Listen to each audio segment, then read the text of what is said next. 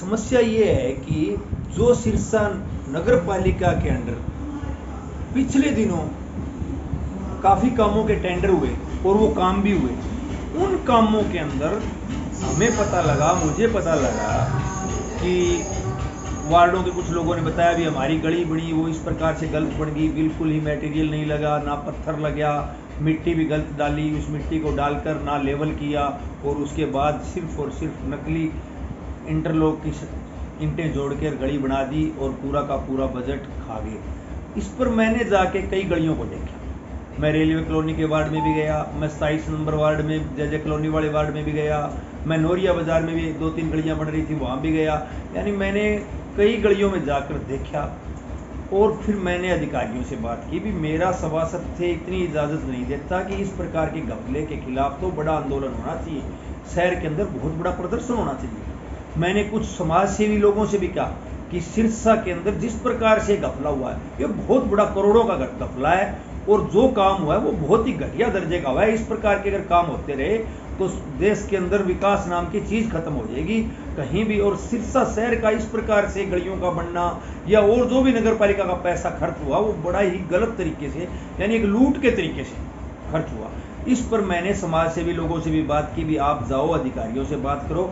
मैंने भी बात की लेकिन उनको मैंने ये बात भी कही भी एक बहुत बड़ा प्रदर्शन करो शहर के अंदर भी ये किस प्रकार से काम हो रही है, किस प्रकार से हमारे नगर परिषद के पैसे को नगर पालिका के पैसे को लोगों के द्वारा लूटा जा रहा है ठेकेदारों से मिलकर मिली भगत के द्वारा और बड़ा गलत तरीके से यानी 100 का 100% ही लूटा जा रहा है। इस पर चलो कुछ लोगों ने संज्ञान भी लिया।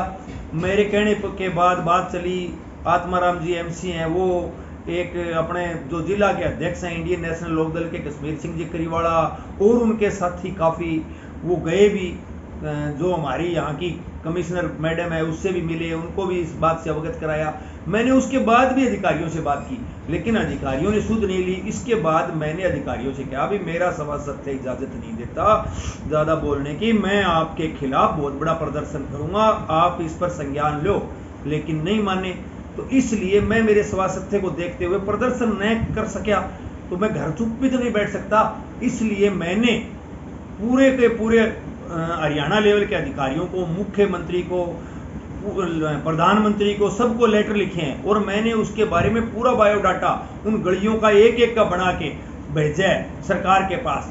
चीफ मिनिस्टर को मैंने अवगत कराया है बाकायदा खुद के एफिडेविट तक देकर भी आप आओ और जांच करो या बड़े स्तर पर जांच करवाओ। जो नगरीय परिषद में बहुत बड़ा घोटाला हुआ है उसकी जांच होनी चाहिए।